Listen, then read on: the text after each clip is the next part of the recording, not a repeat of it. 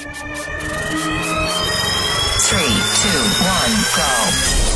Welcome to NYCBD with Jeffrey Hill on 710 WOR. Good morning. I am Jeffrey Hill, your host right here on 710 WOR Radio in New York City. With me is my producer, Anthony Filippio, lovingly referred to, notice I say lovingly, of course, as Flipsy. Now it's lovingly. We'll see what happens at the end of the show. Now it's always lovingly, my brother. My friend. I got to stop calling you my brother because that's kind of an inappropriate thing. But when I was growing up, I kind of my brothered myself. You know? I mean, it became an ongoing at this phrase. point, I'm pretty much saying my brother to everybody. No, it's very contagious. It's very contagious. I want to take credit for it starting with me, but I'm not sure that's entirely true. So how does it feel to be a New York fan these days, my friend? Giants, Jets, Yankees, and Mets. It's not easy. It's not easy. The Knicks are starting, too, so it's going to make it even worse. Yes. There's a team that hasn't won in quite a while, yeah. I got a question, though. Oh, what? It's Halloween weekend. It is indeed Halloween weekend. What are you wearing for Halloween? All right, well, it's Halloween weekend. Let me tell you what I'm going to be doing. Uh-huh. I am going to be co-emceeing Ladies' Day at the Barracks in L.A. What's the costume, though? It's all about female skateboarding. That's a function of the Poseidon Foundation. So you're going to be a skateboarder? I am thinking of skateboarding. I absolutely am. I'm going to be Keith Haring, Plant Alchemy CBD with the skateboards on it. Okay. Do you know who Keith Haring is? No. Of course you don't. But, Andy Warhol, Keith Haring, and Biaske, I hope I pronounced that right for all of you art fans, were the three kind of most important artists that kind of grew up and did their thing in New York City. That's cool. Yeah, and Keith Haring did the dog. Mm-hmm. And, of course, we have a brand with the Keith Haring dog on it, which is pet food. And let's see, he also did the bike. So do you want to know what my Halloween costume is going to be? I'm afraid to ask, but sure. I bought a referee T-shirt, so I've been wearing that for the past couple of years. I think you should wear that. And I bought a whistle. You should wear that in the show. And I have so much fun annoying people with the whistle. I bet you do. I wear a whistle every single day when I bike my way down here so that I can blow people like you out of the bike lane because you're always in it. I know guys like you. Right? There's no respect given to the bike lane anywhere in New York City. It's true. Okay, can we tell the folks how they can find us? All right, that's very exciting. We're available right here every Sunday at 8 a.m. on 710 WR Radio in New York City. Did you know that, Flips? Yes, I did. I'm so proud of you. It says it everywhere. Then the show becomes available as a podcast on iHeartRadio, iTunes, Spotify, thanks to the famous Flipsinator. Just search NYCBD with Jeffrey Hill. The show is also on Instagram and on Twitter and Facebook. And most important of all, we're shooting the show live for those of you who want to see Flips live. I don't know that anybody wants to see me live. And, of course, his amazing outfit today, he's all in blue. Compliments of Target. There you go. And so we have a YouTube channel. Just search NYCBD Official, all one word. So for the last 2 weeks, we attempted to push the show out a bit, which is an important part of the show, ladies and gentlemen, and I want you to be aware we're trying to do that. 2 weeks ago, we had A.J. Vanderchuk on the show, whose firm called Vayner Sports represents 25 NFL athletes, and so we're moving the show increasingly into sports. We're hoping to have some other major sports figures on the show who are committed to the space. All right, A.J. helped us understand how NFL athletes are engaging in the space. And then last week, hopefully you guys remember. Flips, do you remember? It's my favorite show so far. Okay, I'm so excited to hear that. We had Jimmy Cozier on the space. You remember his song, She's All I Got? Sometimes I love her. So good. Sometimes I love Actually, I think this is one of the first songs that the rapper Fabulous was on. Alrighty then, let's move on since most of my show doesn't know rap or Fabulous. Just look them up, they'll get it. They think it's a very important activity. All right, so anyway, Jimmy's a 3-time Grammy-nominated singer and songwriter, and he talked a lot about how the music industry is looking at the space, so we're expanding into music as well. As the show continues, we'll continue to track where the space is going, who's engaging, and how are they engaging. So not only in some of the evolving cornerstones of our society like sports and music, but also investing, which is more of a focus of today's show. We've got a wonderful guest coming up with us shortly, Brenda Smith, who's very, very focused on investing in the space. We're also going to address politics, even the challenging societal issues, which we've addressed many times in the past, like how minorities have been treated by this very challenging criminalization of the category for the past many decades. All right, let's talk about the 4 segments of the show, shall we? Go right ahead. All right. The first segment is called Cannabis in the Tri-State Plus One, which is Massachusetts, where I will update you on key cannabis issues in these 4 states. The second segment is called Stunning and Amazing Facts, what I consider to be the most relevant issues and opportunities in the space since last week. Having said that, each fact is called a Stunner. All right. Boy, we are just so orchestrated. And I say that every week. It gets better and better. I still point, though. For those of you who are watching it on YouTube, Yeah. you can see me pointing, just in case the old Flipsinator over there is thinking about something else. I will bring you a new insight every week based on your DMs after each show. Okay, so indeed, it appears that many of you are stunned just a little bit. For our third segment of the show, it's called Today's Guest. It will be our honor to introduce Brenda Smith, the woman I just mentioned a moment ago. She's been in the space for about 5 years and has helped raise and deploy over $200 million in capital in the space. Let me repeat that, $200 million capital in the space, and at one point was responsible for a $32 billion P&L at Merrill Lynch. So you won't want to miss that, right? Lastly, we'll end the show with the fourth segment called Your Messages, providing answers to the most interesting direct messages we received following the previous week's show. All right, we'll be back with our first segment, Cannabis in the Tri-State +1, right after this. The Alchemist Kitchen celebrates the power of plants. They're the leading destination in New York City for CBD. Their organic CBD hemp flower is grown in upstate New York. So come on down and talk to one of their herbalists to learn about how CBD may relieve stress, anxiety, and pain. Located at 21 East 1st Street, right near the Bowery. Mention NYCBD for special savings for your first purchase. See you soon. Or visit them online at thealchemistkitchen.com. That's the ALCHEMIST kitchen.com.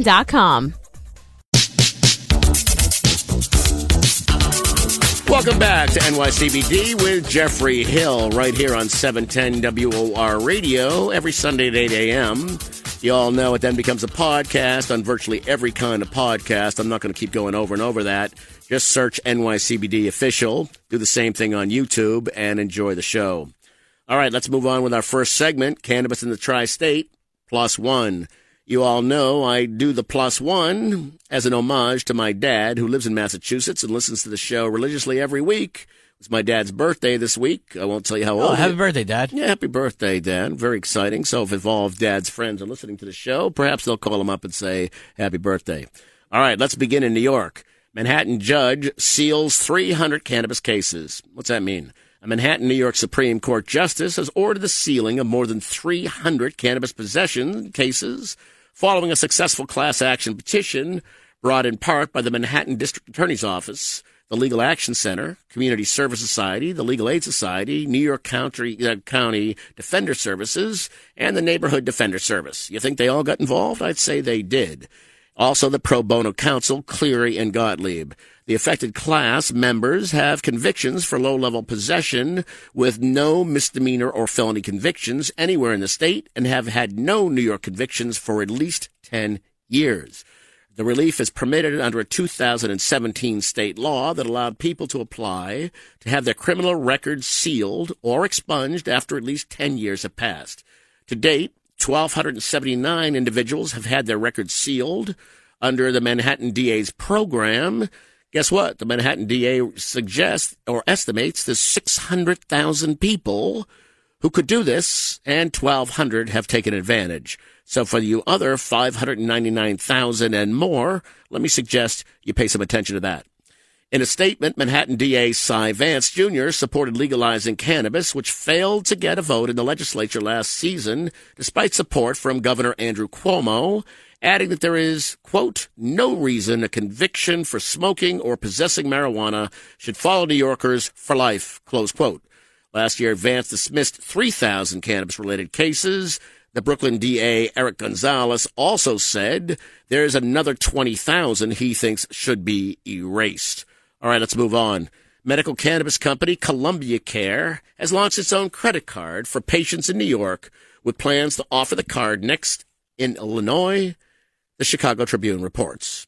Company CEO Nicholas Vita said the service was necessary because the all-cash nature of the industry is so painful. Quote, we've seen what happened when we introduced access to this capital, and it was huge in giving patients access to the products they need and want, he said in a report, close quote. The company is working with financial institutions in the 12 states it operates in to offer the card, which has no fees and only a 16% annual percentage rate. For perspective, I looked it up. The average percentage rate of a credit card is 18%. During the card trials in New York, Columbia Care found that customers spent about 20% more when using the card, and guess what? Didn't have to walk in there with a bunch of 20s and 50s, right? Because it's an all-cash universe. All you know, my listeners, that it is indeed all cash. That's nothing new because of Schedule 1. Schedule 1 makes it illegal at the federal level. Our banking system is run by the federales, by the government. And as a direct result of that, right, you can't get banking in the space. More about that as the show unfolds. All right. Some states with legal cannabis programs are working toward normalizing banking for the industry on a state level. West Virginia, for example, is currently seeking a bank to serve its medical cannabis industry, while California's Senate approved legislation to create, quote, state-chartered banks, close quote, to do work with both medical and recreational cannabis businesses. So I guess if the government isn't going to lift the Schedule 1 violation or pass the Safe Banking Act, the states are going to figure out a way around it themselves. All right. Let's talk a bit about New Jersey and Connecticut. There's info this week? Here is. Isn't that wow. exciting? Yes. Governor Phil Murphy of New Jersey met with the fellow Democratic governors and neighboring states yet again with hopes to create common regulations on cannabis and vaping during a summit last week in Manhattan. New York Governor Andrew Cuomo and Connecticut Governor Ned Lamont, there you go, Ned, you finally did something great, announced late last month they plan to join together on issues of vaping and marijuana legalization, and said at the time they wanted to involve New Jersey as well. The plan is to establish similar laws in states where many people cross borders every day, allowing them to legally purchase cannabis or vaping products in one state and easily bring them into another. That seems to make sense. The three met in Manhattan with fellow Democratic Pennsylvania Governor Tom Wolf and legislative leaders from New York, Rhode Island, Massachusetts, Pennsylvania, Connecticut, New Jersey, and Colorado to discuss policy options and opportunities for regional coordination.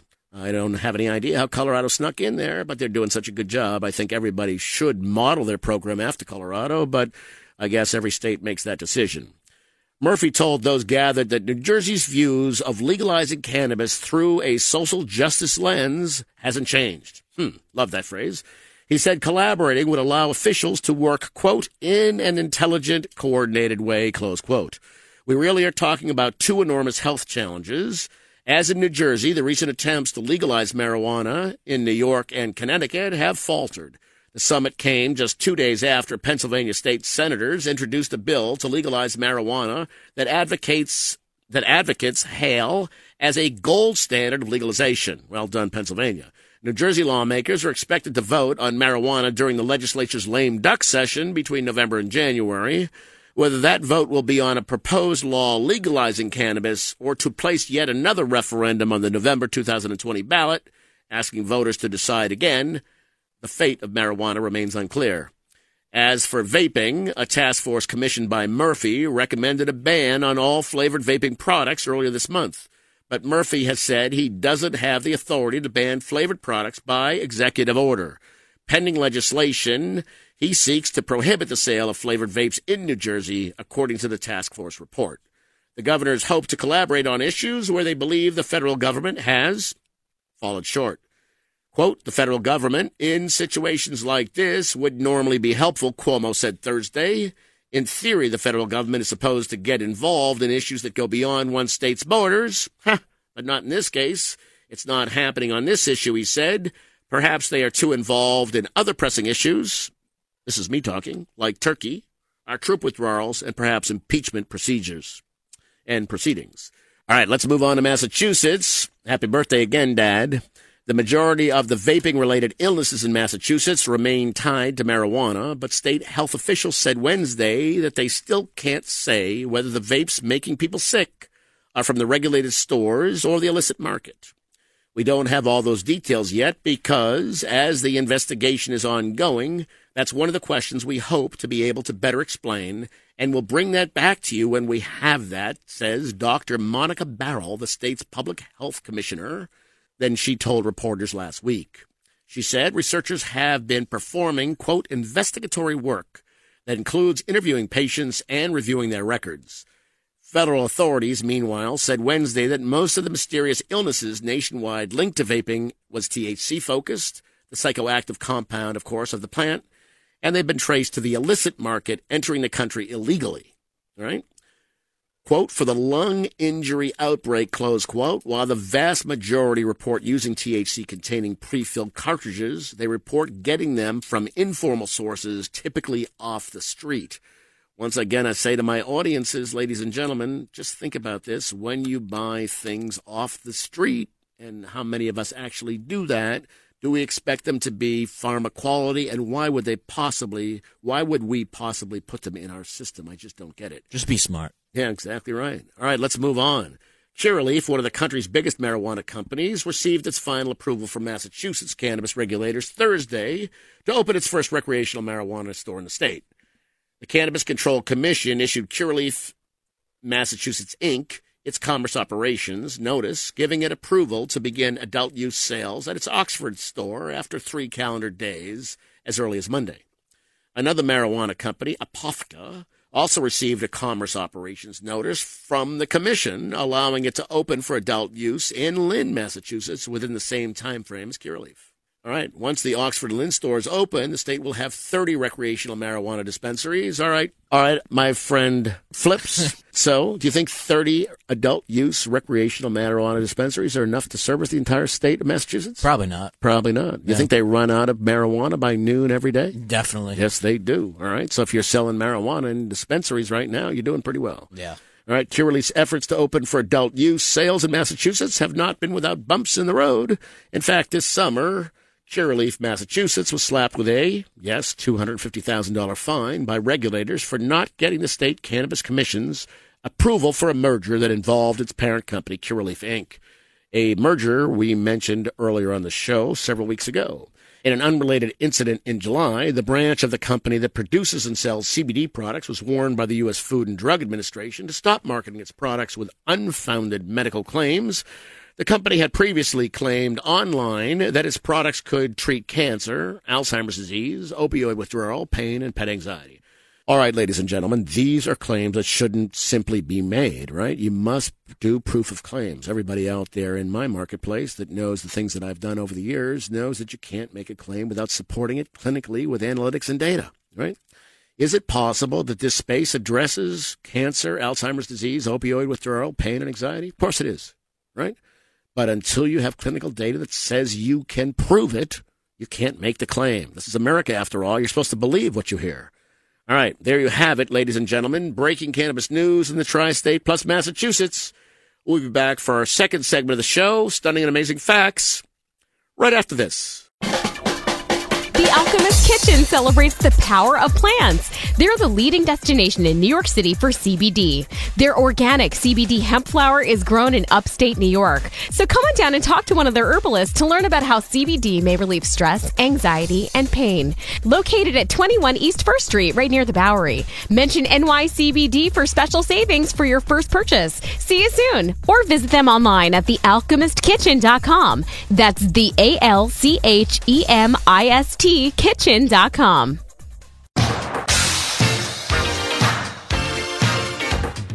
Welcome back to NYCBD with Jeffrey Hill right here on 710 WOR Radio at 8 a.m. every Sunday. As you all know, the show is everywhere in social media, on virtually every podcast site known to all of us. And we're also being carried on Twitter, Facebook, Instagram, and YouTube at NYCBD Official. All right, let's move on to our next segment, Stunning and Amazing Facts, with our first stunner. Number one, California lawmakers are considering a ban on all vaping products, including tobacco and marijuana, Politico's Angela Hart reports. Quote, I think the knee-jerk reaction is just to ban everything, but I wonder from a public health perspective that if we do that, do we create unintended consequences and do additional harm, close quote, said Democratic Assemblyman Robert Rivas. All right, let me spend a moment and try to put some dimension around that point. Let's talk about something called bioavailability. Flips, what is bioavailability? I don't know, but you're about to tell me. I certainly am. All right, it is a term for the proportion of a drug which enters the circulation when introduced into the body, and therefore it is available to be active, right, to help you solve your problems. Okay, right? That's bioavailability. All right, the most bioavailable delivery system, a delivery system is something that delivers the drug, is an IV. Right? That's why you have one of those in a hospital. It becomes immediately bioactive, right? followed by smoking, which almost nobody knows. You can smoke things. Hardly anybody wants to do that because it has such negative connotations. The third most bioavailable is vaping, then a tincture, then a transdermal, like a patch, right? And then consuming or swallowing it in something as unique as a gummy. That applies to all medicine, right? The vape has become an important drug delivery system. There's people that can't take pills that take vape, right? Which one do you prefer? I'm actually a pill person myself, Thank you. So banning all vapes may create some unintended consequences. Indeed, as the Assemblyman Rivas said, states across the country have instituted vaping bans, but they vary widely. Oregon, for example, has focused its vaping ban on a narrow slice of terpene mixes, while Massachusetts, on the other hand, with Governor Baker, has instituted a wholesale ban of all vaping products, including nicotine, all forms of marijuana, and anything that can be vaped. Strict bans have been criticized by some regulators in the cannabis industry who argue banning regulated marijuana vapes will further drive consumers to the illicit market. I think that's right, ladies and gentlemen, right? If you take away vaping product that everybody knows was well thought out, well done, like Juul, for example, or PAX, for example, right? These are wonderful companies employing many, many people, and you cross the board make vaping illegal, what's going to happen? Those businesses are going to go out of business, and everybody's going to move to other sources of supply. All right. The DEA will, for the first time, accept vaporizer devices and cartridges during its National Prescription Drug Take-Back Day. All right. I think we're getting a little out of control here. Once again, vaping is a delivery system. It's a valuable delivery system. Let's figure out who the bad guys are, get them off the marketplace, save as many people from getting ill, and let's hold on to vaping, please. That would make sense. Well, I don't know. It's America, after all. All right, let's move on to our next stunner. The 10th Circuit decision redefines the Power of Controlled Substance Act. Well, there's a mouthful. The U.S. Court of Appeals for the 10th Circuit Court ruled an important cannabis labor law, Kenny versus Helix, last month, finding that despite the federal illegality of cannabis, businesses in the industry still need to comply with federal laws such as the Fair Labor Standards Act. All right, so what's the biggest takeaway from the court case? Well, the initial takeaway is that you have to pay your workers compliant with federal law, even if you're breaking the federal law. All right, let me repeat that. You have to pay your workers compliant with federal law, even if you're breaking the federal law because you're selling cannabis. But the bigger takeaway is that even though marijuana is still classified as a controlled substance, right, Schedule I drug, there are many areas under a federal law that are permitting it, and employment is one of them. The 10th Circuit is saying this big federal statute, one of the most important, robust, long-lasting federal statutes in the country, the Fair Labor Standards Act, also known as the FLSA, applies to cannabis. Next, the slowest state to launch legal sales in our New England neighbor, 4 hours to our north, is Maine. Voters in Maine legalized marijuana at the ballot box nearly, count them, 3 years ago, over 1,000 days. But there is still not a single dispensary in the state. Other states that legalized marijuana took an average of 500 days to record their first sales of regulated weed. Illinois is aiming for a 160-day rollout. As Maine inches along to launch its regulated market, the 3-year wait has cost the state an estimated $82 million in taxes and about 6,100 jobs, reports the Portland Press-Herald. So for those of you in New Jersey, Connecticut, and New York, all three of whom are discussing moving to adult use, with New Jersey already having had a referendum from its voters, you will likely be 200 to 600 days away from your first adult use sale once you agree to make it a law of your land. So when your governors, Murphy in New Jersey, Mr. Cuomo in New York, and Governor Lamont in Connecticut, suggest they want to put money in the state budget for adult use cannabis taxes, make sure they don't put it in until at least when? 2021. That's going to make so much money for those states. Well, it will, but why don't they hurry, my friend? Yeah. We could probably fix some roads. We could build some bridges. We could educate a bunch of kids. Definitely roads. We could build some schools, and we could help a lot of people. Yeah. But I don't know. It takes a long time, doesn't it? Well, there you have it. Several of the most important issues we recognize in the space this week. I want to thank Politico for many of the above news pieces. They have certainly become a big help to the show. When we come back, we will move on to the third segment, today's guest, where I'm thrilled to introduce Brenda Smith, who helped manage a $22 billion P&L for Merrill and has helped raise and deploy over $200 million in cannabis. You won't want to miss that. We will be back with Brenda right after this. The Alchemist Kitchen celebrates the power of plants. They're the leading destination in New York City for CBD. Their organic CBD hemp flower is grown in upstate New York. So come on down and talk to one of their herbalists to learn about how CBD may relieve stress, anxiety, and pain. Located at 21 East 1st Street, right near the Bowery. Mention NYCBD for special savings for your first purchase. See you soon. Or visit them online at thealchemistkitchen.com. That's the ALCHEMIST kitchen.com. Welcome back to NYCBD with Jeffrey Hill, right here on 710 WOR Radio. After airing every Sunday at 8 a.m., the show moves as a podcast to iHeartRadio, Spotify, and iTunes. We're also on all social sites, including YouTube, so you can watch us on television if you want, at NYCBD Official. That, of course, is the new definition of television. Let's move on to the third segment of our show, today's guest. We're thrilled to have with us Brenda Smith. Brenda has been working with private investors and entrepreneurs in the cannabis industry for the past 12 years. She draws on a successful background of commercializing and capitalizing. Shoot that again. Start with Brenda has been working. It's not 12 years, it's 5 years. I had several and I just invented it. I had trip in my head. All right, here we go. Brenda has been working with private investors and entrepreneurs in the cannabis industry for 5 years. She draws on a successful background of commercializing and capitalizing growth companies to engage large amounts of capital. She's a trusted thought leader and advisor to private investors, family offices, private funds, operating companies, and institutions investing in cannabis. Brenda has placed more than $200 million in private capital since 2015. As a managing director of cannabis for Ontario-based Blackshire Capital, she has financed and advised cannabis dispensaries, brands, services, growers, and also structured the firm's private equity fund. Through her affiliation with Tiger 21, I can't believe how many credentials I'm reading, Brenda supports the cannabis vertical, reviewing deals and diligence for the 700-member global private investor group. Now, listen to this, ladies and gentlemen, with members representing net worth ranging from $45 million to about $1 billion plus. She is now the founder and CEO of her own firm, CB Capital Concierge, a capital advisory firm dedicated to moving commerce and capital into the cannabis industry. Welcome to the show, Brenda. Great to have you with us. Delighted to be here, Jeffrey. All right. Well, I would say I've had 25 guests. I've never read 4 paragraphs. What a Don't background. believe everything that you read. I promise you I will. All right. All right. So let's start out by telling the audience a little bit about your early career. You've obviously had a very dynamic career.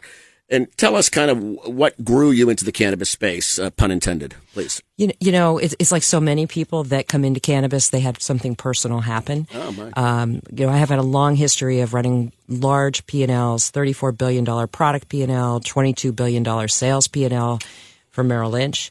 But it was a personal situation that brought me in. My brother contracted ALS. He was diagnosed with ALS. He tried a lot of different therapies, alternative therapies that, reaching for whatever was there. And it led me in to explore cannabis and to find out more about that very, very complex plant, right, what it could do. And as I started to read and understand, I became an early private investor myself in some of the companies, watched it grow, pun intended, and, found out how complex this plant was and followed it through to back to the capital markets where there was a lot of capital sloshing around and new business formation. And that was really the beginning, seeing all the medicinal properties of the plant that brought me into this. I just wanted you to know that everybody in the room, when you said lots of capital sloshing around, they were all thinking perhaps they could be a sponge. Isn't that right, gentlemen? I think that's probably right. So all right, so ease our way into it from there. So describe a little bit more. You raised $200 million in the space. You've done some fascinating things. So tell us a little bit about what you've done in cannabis specifically, please. So up in Canada, which was the first G7 country to legalize cannabis, I worked for a firm that had about 6 or 7 different private investments. Canada was the leader, and as you know now, they're in some ways lagging. Chains of dispensaries moving into Ontario. Distribution is a big play in cannabis, as you know. Yep. We had infused beverages, infused brands, and a lot of service organizations, which are the non-plant touching pieces. Right. So when we look at those financial capital is only one piece of this. There's so much other capital, human capital, intellectual capital, social capital that really makes a business thrive. So putting capital to work is so much more than just putting a number on it. It's really looking at the management team. It's looking at the strategy. It's looking at the headwinds that the company's ahead of. Right. Well. So those are all the fundamental dynamics that everybody in the audience is thinking about that applies to all the other industries. And it's those same fundamental skills that are now coming into cannabis that are making this business even more real every day. All right. So as I was preparing for the discussion, I noticed you served on the board of something that I've mentioned in the past, the American Israel Cannabis Association, also known as the AICA. More acronyms every day in the space. Correct. Tell us a little bit about your part in that and how did that impact your career, please? Yeah, so, I've had a long history of working in exchange programs with Israel and the U.S. Back in Pittsburgh, doing some work with Carnegie Mellon University when we were commercializing businesses, there was a need to partner with Israel. And so a lot of the IP that was coming out of Carnegie Mellon and the Technion, they found a partnership there. I actually brokered and put that partnership together. So I had a foundation in Israel. And when I looked at Israel today in cannabis, Israel is light years ahead of every other country because while we lived in the darkness of prohibition for the past 60 years, the government of Israel backed the research that was being done on cannabis. Right, starting in 1991, right? So they're ahead of us by a subtotal of 28 years, please. Yes, and Dr. Raphael Mechoulam, who we all know in the cannabis circles, who, by the way, is being nominated, we hope, for a Nobel Peace Prize for the work that he's done, discovered the cannabis plant, and he discovered the 110 cannabinoids that are in there. So, and also the entourage effect, the interplay of all of those different pieces. So my role with AICA, or the American Israel Cannabis Association, is really to build these bridges between companies in Israel, companies here, and build synergies. As we know, cannabis is a global business. That you can't be provincial. You've got to be able to cross country lines, take advantage of the weather, take advantage of the IP that lives there. And Israel is that innovation nation when it comes to biotech, clinical research, and some of the discoveries we're seeing in cancer, Parkinson's disease, PTSD, and interestingly enough, they do a lot of work with their veterans. Everyone serves in the army in Israel. And here, our veterans are suffering in many cases because of the federal restrictions. I need to jump in because you've said so many very important things. I need to kind of break that down a bit. So let's start with Israel. So for those of you who've been listening to the show for the last 24 weeks, you heard Dr. Hinanit Koltai from the Volcany Institute in Israel, and of course she's one of the top maybe 15 or 20 experts in the space. So if you want to go back, ladies and gentlemen, and dig in on some of the things that Brenda is talking about, let me suggest you go down and take a look at that show. Another comment you mentioned is a comment that we discuss every day on the show. In fact, we often run a PSA about PTSD and what's happening to our returning veterans. Mm-hmm. So it's fascinating, and I want to just underscore this, is in Israel, where everybody at the age of 16 must serve in the military, right? Mm-hmm. So PTSD is very real, not only because they serve in the military, but because they're watching rockets flying overhead, often on an everyday basis. Right. So the PTSD is very real. Unlike this country, and we've gotten to this already earlier in the show, where we talked about Shulkin, our ex-head of the VA, who is now, interestingly enough, it's always after they retire or after they leave office, who is now saying that the VA needs to get much more committed to cannabis to address issues like PTSD. So tell us again a little bit about, how many years ago, if you know this, did Israel start basically thinking about cannabis as to address the PTSD problem in Israel?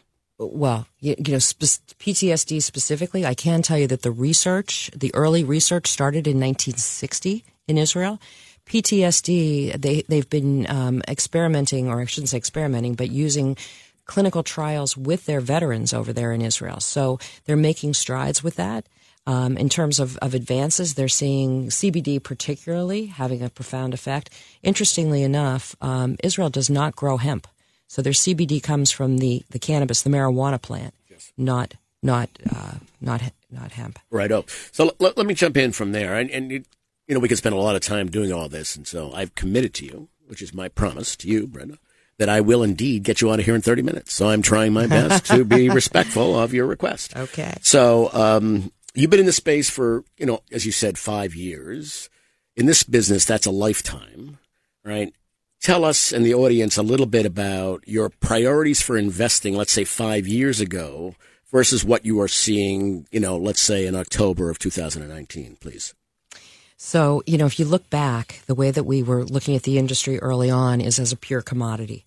And the way we measured success in this industry was very primitive, if you want to think about it that way.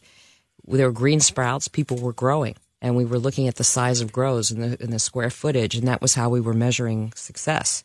The Canadian LPs were first, and then the MSOs down in the States.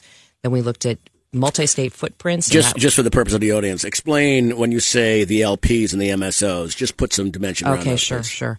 So Canadian licensed producers, or the LPs, they had the biggest grows in North America, so that was significant, and that was success, the way we described it a few years ago. Then MSOs, meaning multi-state operators, which is borrowed from the liquor world, right? Of course, yes. With different regulations in different states. The multi-state operators are retail dispensaries in multiple states working within state law. So if you had a footprint in 2 states or 3 states or 12 states, that was another way to measure success. And so we've evolved from those primitive measures now to looking at revenue, because there has to be some top-line revenue, particularly to survive in this. Eventually we'll get to EBITDA measures, but we're not there yet either. Top-line revenue is still a good value measure for success in this industry. And so now we're starting to see a lot more of a competitive market and a push for differentiation. So being different, having sustainable barriers, having strong management teams, and being able to foretell the future, if not in your mind, certainly in your business plan about where you're going to go and how you're going to navigate these hurdles. Right. So let me just say this. So in almost all categories where you're in a new business segment of development of the category. And of course, this category is basically in its infancy even now, right? The early days, companies are evaluated like you're suggesting on milestones, right? So milestones, I achieved this, I opened dispensaries, I promised that by January 15th, I was going to get 4 more licenses, et cetera, right? Your point is it then moves to revenue and then ultimately to EBITDA, which is the same fundamental dynamics of every other category that we all study and have been studying for 25 to 45 years. In my case, 45, which is a little embarrassing. Okay. So moving on. So I just have one other thing to add to this. The industry so far, the cannabis industry, the legal cannabis industry, has operated in a very robust economic climate. We've seen a bull market. We've seen a lot of cash and very little risk, what you might call a risk-off environment. In the last handful of months, as things have been changing in the overall macro economy, we're starting to see a risk-on trade, meaning investor mindset is very risk-sensitive. And no matter how we slice it, cannabis is a risk asset. It should be a part of every portfolio, but it is a risk asset. So now the focus is more on value creation and sustainable advantage in this market. Investors are being more discerning. There's no more green rush out there. And so we've got to look at where we are today in the market. No, I would totally agree. I'm sure that many of the investors that are on the phone here are finding those last several comments both real and perhaps unreal. Let me move on to another question if I can. So the dynamics of Schedule 1, right? So many of the folks that that I know, many folks that have been on this show, Kevin McGovern has been on the show. Ryan Anson has been on the show. Even Jeannie Sullivan has been on the show from ArcView. Right? Many of these folks are managing family office money, right? Mm-hmm. So Schedule 1, let's talk about connecting Schedule 1 and the reality of the protection or problem that it provides for family office investing, please. Well, I will tell you that the larger family offices, those valued at maybe $500 million or above, most of them are still on the sidelines. Their mindset is reputational risk. And will not touch the plant. So they may invest in something ancillary, but with federal illegality, they won't move into that market. Now, interestingly enough, the same things that are holding these big money families off or out of the market are the very same things that are making a level playing field for anybody who's got grit and perseverance to come in and start a business. The barriers that are there, the barriers that are keeping the big CPG firms and the big pharma firms out of the market are allowing the everyday people like you and me, Jeff, to say, I've got a PowerPoint, I've got an idea, and I've got a dog. Exactly right. I'm thrilled. Indeed, we just launched a dog, the Keith Haring brand, that has a dog on the front cover. So that's totally true. So, I mean, I think your point is an excellent one because I gave a presentation not too long ago, and you might even have been in there. This was with the Dwayne Morris guys.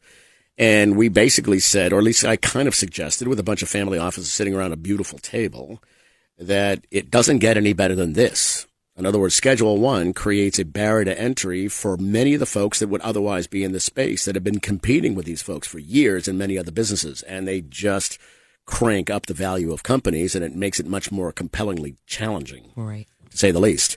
Here, if you have, to your point, grit, which is a fascinating phrase, and to take a bit of a risk, right? You have protection to some extent, a barrier to entry. The big players have not entered, both in terms of the offices, but also the banks that haven't entered either. That's both good and bad, as we'll get to in a minute. Mm-hmm. All right, so let me ask you another question, if I may. Do you see the Safe Banking Act, which just passed the House and is perhaps on its way to the Senate, changing the hearts or minds of any of the folks that you're dealing with from an investing standpoint? There's a commercial impact and there's a psychological impact. Commercially, it changes the lives of all the business owners that are out there to have the potential to have banking and not be rerouted to a new bank and be knocked off the books because they're cannabis businesses. Psychologically, it's huge. These small little fractures that are happening in the economy right now that are pushing on the regulations. Yes. Banking, if it's a federal law, starts to break away and chip away at these restrictions because we have no federal legality, right? So a banking law that would allow interstate commerce or just allow the flow of funds would eradicate a tremendously huge cash business. Look, the states are benefiting. They're getting a huge tax revenue from this. Why shouldn't the banks participate? Why shouldn't we have free flow of funds in a free market economy? And if you think about it, it's a $40 billion category, and it's being done with 10s and 20s. So the store owners, the dispensary owners, the retail players, everybody that touches the plant has to deal with cash, which is more than frustrating. All right, so let's move on to another act that most of the audience knows about, the States' Rights Act. All right, so tell us a little bit about your thoughts on that. So let me just remind the audience, the States' Rights Act is the act that basically says that the federal government, despite the fact that it is a Schedule 1, will allow states independence to manage cannabis in that state without any fear of retribution on the part of the government, which includes the FBI and the DEA, both governmental bodies. So what's your thoughts on that, please? So I'm going to give you a different point of view on that, and this is more from the social standpoint. If you look, states acts, we have 34 states that are legal now. We've got 6 more coming on. All of these states, the ease with which the states have passed this legislation have come from a bottom-up effort. It's been passed by ballot initiative. They've gone right through. When they're sitting in the legislature like they are in New York or they are in New Jersey, they can't figure out how to move forward. Any social change that's happened in this country, whether it's women's right to vote or if it's same-sex marriage, has always happened when there's 2/3 of the populace who support the change. We've got that now. And so the pressure that's on the government to put something in place, FBA being absent, banking being absent, federal legislation being absent, is actually causing issues. So when you have this pressure from the bottom up to make these changes, they have to start to pay attention. So when you've got critical mass, as we do with the states, federal legislation is right behind it. If banking laws change, that's another fracture in the system, and eventually all of this will come to a head. That's what we're all hoping for. Righto. Now, at some point in time, we're going to have a show on 280E, which we're not going to discuss today. I have notes on it here. I bet you do. But in the interest of time, though, I'd like to move on. So our listeners love to hear experts like yourself identify areas of opportunity, right? Many of the folks that listen to the show every week are investors, right? In this space and many other spaces, right? Many of them you and I know. And they listen every week. And they always tell me about it. They like the show. They don't like the show. It's always fascinating. I think this one they're going to like. Thank you. All right. So, tell us what you would call your favorite 2 or 3 areas that you'd be encouraging the listening audience to think about as it relates to short-term investing in the space or medium-term, please. So I want to preface this by saying we have to look for sustainable value creation. And I could tell you about the tech bubble and why I think this is so critically important now. But I have 3 areas of focus right now. The first is brands. and not brands that are being pushed out into the market because they have a nice package, but brands that really speak to the consumer and the needs that are out there. I mean, think about it. The gummies that are out there, no adult would ever eat a gummy. The only reason they are is because it's infused with THC. We need some real food, some gourmet food, some nuts, some things that adults eat and are sustainable, things that appeal to women, to Hispanics, to the African American community, real adult food, mainstream food. So on the branding side, that is sustainable because if you can build consumer loyalty, you will have that pre and post prohibition. The second one I'm going to say, which you may think I'm a trader because I've lived in this private investing space, but if you look at the market today and you talk to any private investor, if they have 3 or 4 investments, one's up, 2 are sideways, and 1 is just in the pits. And getting into this market, if you don't have the team and you don't have the wherewithal to do the kind of diligence that needs to be done, there are some fabulous funds out there, some private equity funds that have teams and teams of people that are looking at the diligence. Well, why don't you name 2 of your favorites? Well, two of my favorite. My first is Merida. You might want to spell that. MERIDA, okay. Capital Partners, and I love Mitch because he's a thinker, and he likens this to the biotech industry that was 10 years up and down until it actually showed a profit and people saw the value there. And the other is Cresco Capital, which is now called the Entourage Effect Fund. They are moving things. Cresco Capital, not to be confused with Cresco Labs. They are probably the most actively monetized fund. I think they've had 40 exits in the last 4 years. Mm-hmm. So to really get behind a professionally managed fund that can help investors vet this market, I think is important, especially today. Okay, great. And I have one more. Okay, well, jump in. I think I asked for 2 or 3, and you're delivering. I do. I'd say, well done. So I'll keep this one short, but this one really has more to do about science. If you think about it, the plant is the commodity, and it will be a commodity. It's not an end, it's an ingredient. And more, the strain of the plant is going to inform the final product that's coming to the market. So taking a look at the genetics and the genomics of the plant, understanding tissue cultures and what's coming out the other side, it's not a commodity any longer. It drives science. It drives the quality of products, the sustainability of the products. So I would say look for science and find somebody really smart like Jeff who can help you muddle through all those scientific pieces and understand what's going to be moving this industry forward in the future. All right. Well, that was sweet of you to say. They should be chatting with you as well. So I just want to remind the audience again, because every time, we've done a lot of shows, and every time that one of our brilliant guests happens to kind of make comments that kind of remind us about shows we've done, I want to underscore it so that some of the audience can go back if they choose to. So she mentioned tissue culture as an important potential investment. And we talked about tissue culture, how you can take unique genetics, also known as unique varieties, right, which is often considered the core science of the space. And you can do tissue culture, which is a DNA fingerprint, a multi-propagation, basically an agronomy term that means that you can multi-propagate an individual seed or varietal. And in the case of tissue culture, you can grow it out to a stage 3, which is basically from your knuckle to the top of your finger, about a half an inch, right? And then companies in that space, like Segra International, whose CEO was on the show, and Ian Davidson, who is the head of their CBD business and on the show, right, are basically providing to some of the largest LPs in the universe. So Segra International, I wanted to underscore. And also I wanted to talk about Alchemist Kitchen, one of the sponsors of our show. And Brenda mentioned branding, right? So Alchemist Kitchen basically believes in the power of plants. They're, in my world, a super niche. All you marketing folks out there that are listening, what I mean. Category gets introduced, then it goes to segmentation, sub-segmentation, niching, and then super niching. Well, Alchemist Kitchen is already a super niche and a fabulous brand with a real point of difference. So there you go. There's 3 from Brenda, 2 from me, total 5. All right, so hopefully you can find something in there that you might like, ladies and gentlemen. All right, so let's move on. I'd like to continue to chat this, and hopefully we'll have many days beyond this. Maybe we'll even come back. Right? I'd love to. But so the mic is yours. Why don't you tell our audience anything you'd like to share with them in, let's say a minute or so that you want to communicate as it relates to this space, or really anything on your mind, please. So I'd really like to say to the investors out there, I feel a fiduciary obligation to work with investors and bring them curated deals that are smart investments. But I also want my investors to be smart. They lived through the tech boom and bust. They've lived through the financial crisis. We're seeing a lot of things today that look a lot like those kind of environments that we were in. And I just want to draw a parallel with the tech bust, because a lot of people have asked me, are we seeing another bubble, or are we seeing things like that? And I don't think we are, but there are a lot of similarities. And one thing I really want to underscore for the audience, back in the internet boom and bust, there were 4,700 companies that went public during that time. Netscape was one of them. And just to show you the kind of valuations they were looking at, they went public. They had $85 million in revenue, but their market cap was $6 billion. That's an unheard of multiple. And we started to see those in the early days of cannabis.